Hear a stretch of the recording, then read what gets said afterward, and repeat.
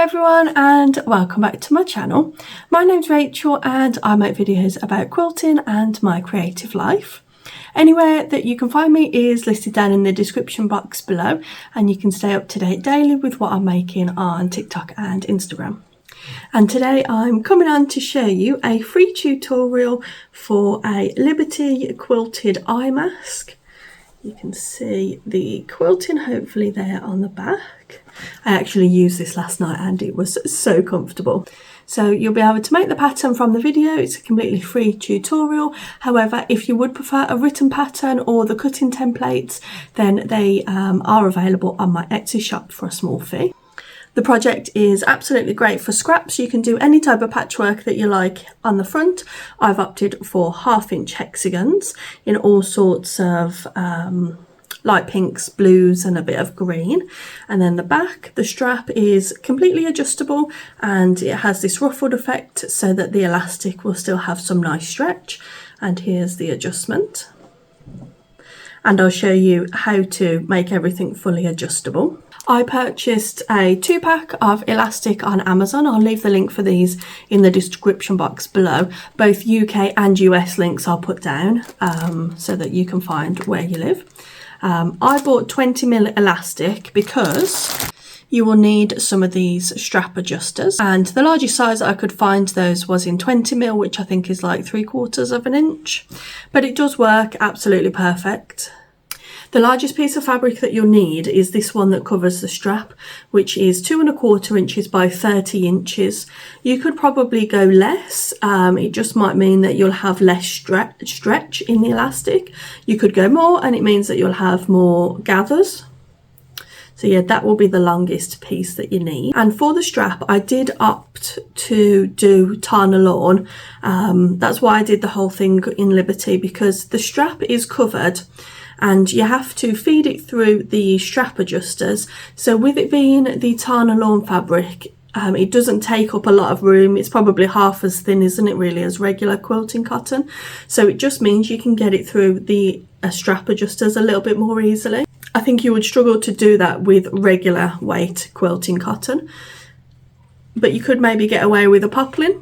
If you don't have access to Liberty or anything like that, you can just use raw elastic. That's what I did on my first one. Or you can get coloured elastic in some haberdasheries. I think it's called fold over elastic, and it's a little bit more stretchy, a little bit softer, but elastic does stretch out, and that's why I've included the strap adjuster. In the tutorial, I did also use Fusible wadding, Fusible fleece. If you don't have access to that, you could just use regular wadding and perhaps just spray baste it in place to hold it in place while you do all of the other stitching. If you want your eye mask to be puffier than mine, you can use 2 layers of the Fusible fleece. Totally up to you. It's very customizable. I'll show you the basics and then it's up to you to personalize it however you would like. So any links for anything that you might need will be listed down in the description, along with the written pattern if you would also prefer that, or you would like to support my channel by purchasing a pattern. So let's get into the tutorial. These are the colour palettes of Liberty fabrics that I picked out. I chose some nice soft pinks, a bit of green and a bit of blue just to add a little bit of contrast. And I like to glue baste my hexagons. These are hexagons that I've printed at home, and they are also included in the pattern that's available. I cut them out with scissors just with a rough 1/4 inch seam allowance and then glue baste. If you need any video tutorials on English paper piecing, there are lots available on YouTube, but I can also do a tutorial if you need one. I always use Alma's purple school glue in the small tube just because I find that that's nice, affordable, and it's also quite low tack as well. And here's just a little sneak peek of some of the fabrics that I'll be using. And then you just sew your pieces together in the normal method that you like to use. Any type of patchwork is absolutely fine. And this is my pattern piece template, and you want your patchwork to be slightly larger than the template and make sure all of the seams come out. I could have probably done with making mine slightly larger, so just take from that what you will. Give your patchwork panel a good press with the iron on the front and the back, and this will just mean that when you remove the papers, the glue will be loosened a little bit. Now I'll just mention the cutting of the lining fabric. So you need to use your pattern template to cut the lining fabric. This is the fabric that will be against your eyes, and cut it with a seam allowance of 1/4 of an inch all the way around so that it is larger than the template provided. If you decide to make your own template, simply just trace around a eye mask if you already have one at home and go from there, because that shape will obviously suit your face. Just trace it out onto a piece of heavy cardstock and you can use that for this pattern tutorial. So then what I did is I used my pattern template to cut out a piece of fusible fleece. You can use wadding, but you don't need to cut this with a seam allowance. Cut it to the exact shape of the template. And then what you want to do is line that up over your patchwork panel on the wrong side, making sure that again you're covering any of your gaps and that your patchwork overlaps the fusible foam. Had folded out the edges of the hexagons, you probably just saw me do that, and then give those a press. And I did that just to provide myself with that little bit of extra seam allowance. So then you need to take a piece of fabric that is 2.25 inches by 3 inches, fold it wrong sides together and just check that your elastic will fit in there with a seam allowance at the side, because you're going to sew it with a scant 1/4 of an inch seam allowance down the raw edge, creating a tube.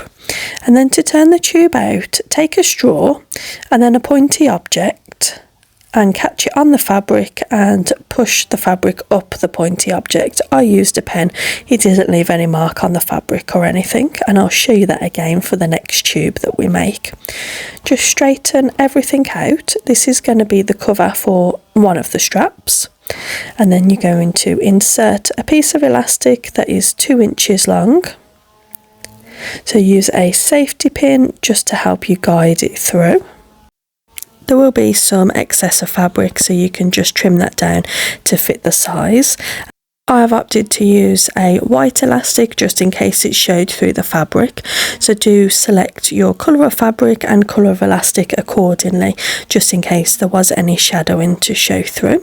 So there I am, just trimming that to size, and fold the elastic in half lengthwise, so you're creating this little fold over.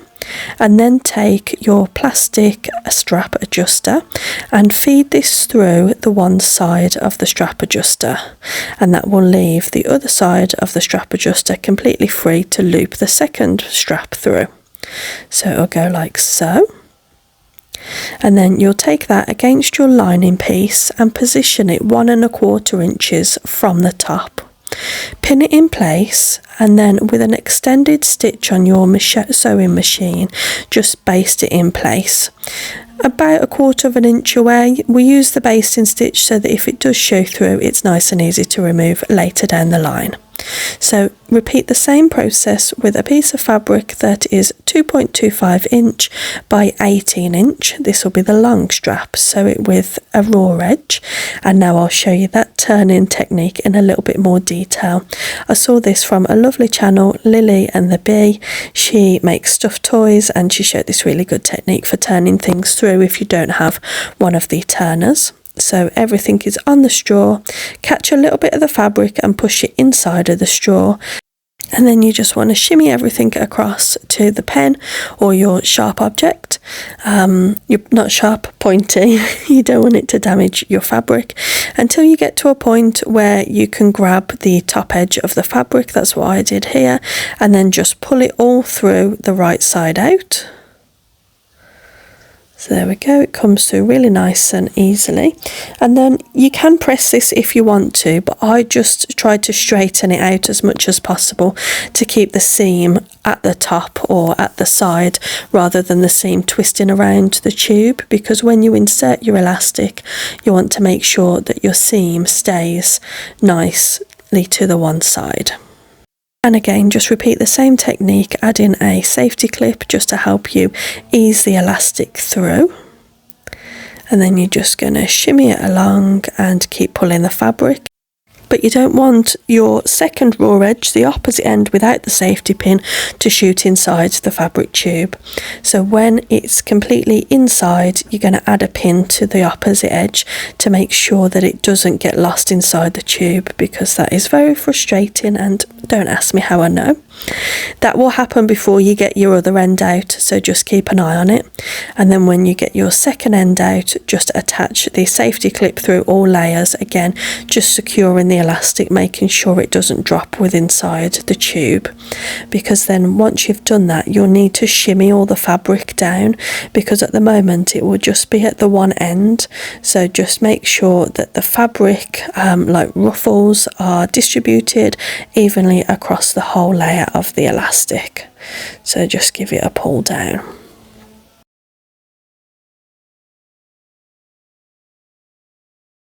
And then you'll take your second plastic strap adjuster and then feed the one edge, doesn't matter which one of the edges at this point, over the centre bar. So come up and then down, but only feeding it over the centre bar.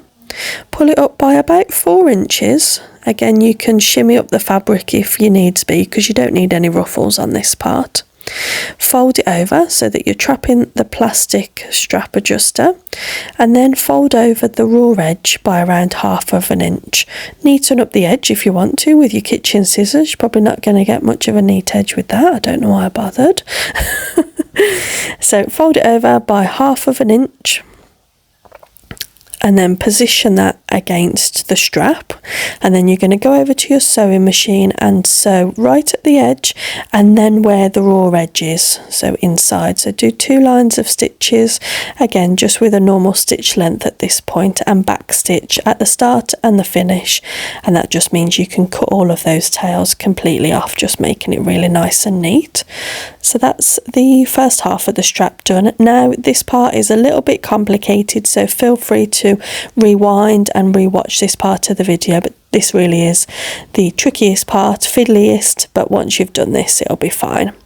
So lay out your strap, feed the one raw edge through that first plastic strap adjuster, and just give it a tug through. Sometimes the ruffles will get in the way, but just keep pulling it through and you can finalize all the fabric once it's all pinned together.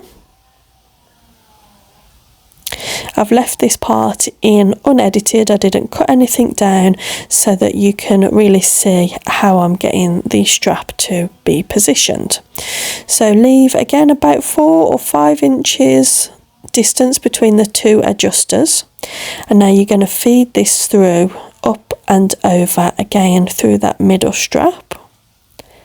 So pull it through like that, go over the strap that you did before and push it through, and then you're going to pull your strap the majority of the way through, again securing the elastic so that you don't lose your elastic at any point. Don't worry about pulling the fabric or pulling the elastic. This will be the only time that you need to struggle this much with the strap. When you're adjusting it daily or whenever you need to, there won't be any issues with the strap. It's just because you're pulling a large quantity of fabric through.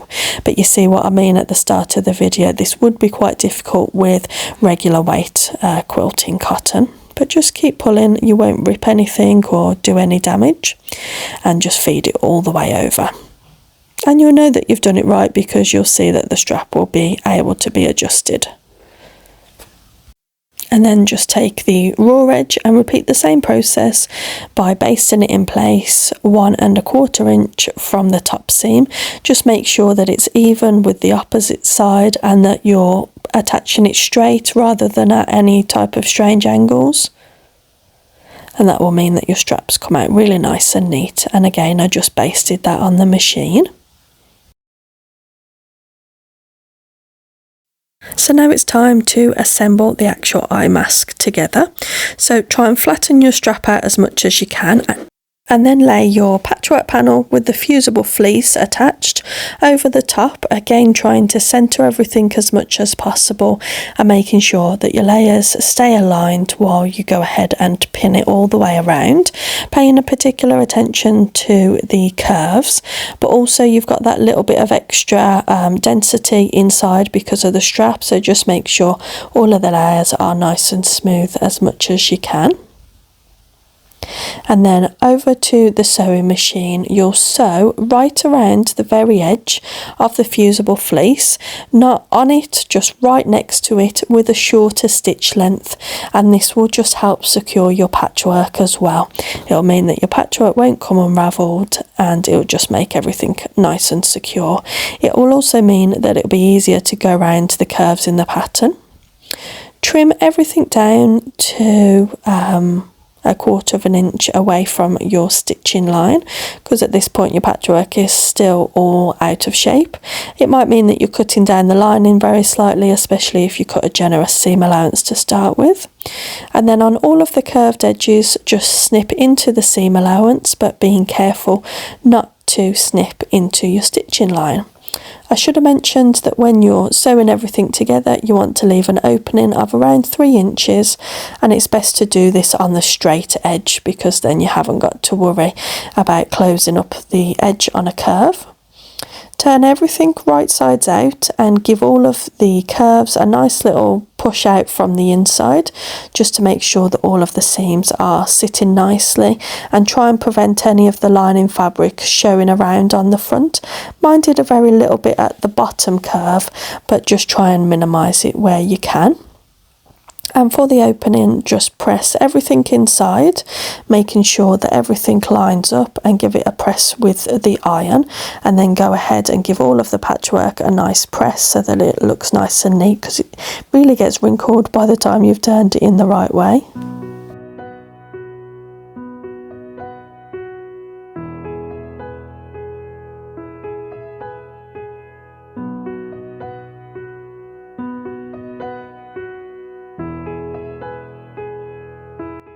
And then back over at the sewing machine, you're just going to top stitch 1/8 of an inch away from the edge.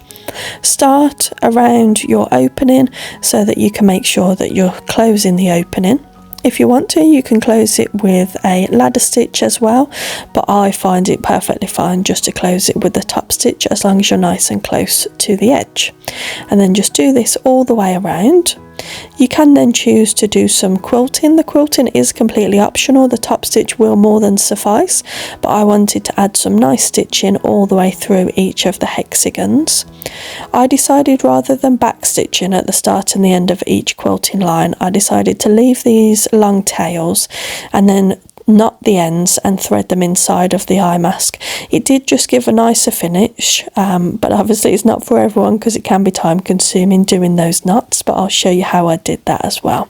But I was really pleased with the extra light layer of dimension that the quilting added, and I did it in a diagonal cross hatch, so it leaves these really nice diamond patterns. If you fancy quilting, I do definitely recommend it. So these are all of the ends. It didn't take me too long, I just sat down for an hour and just knotted them all up together. A self-threading needle would be great and would actually cut the time in half, I would say. So all you need to do is bring the threads to the same side. So I chose to take them all to the back. So I threaded my thread at the front and poked it through to the back, and then knotted them together. It can help to do your knots in opposite directions, it just makes them a little bit more secure. Once you've tied the knot, thread your needle again and travel inside of the eye mask like you do when you're popping a knot for quilting, and take the knot through into the fabric if you can. Don't worry if you can't get it to go into the fabric, just bury the threads and then snip the tails off, and this will give you a really nice finish to your eye mask.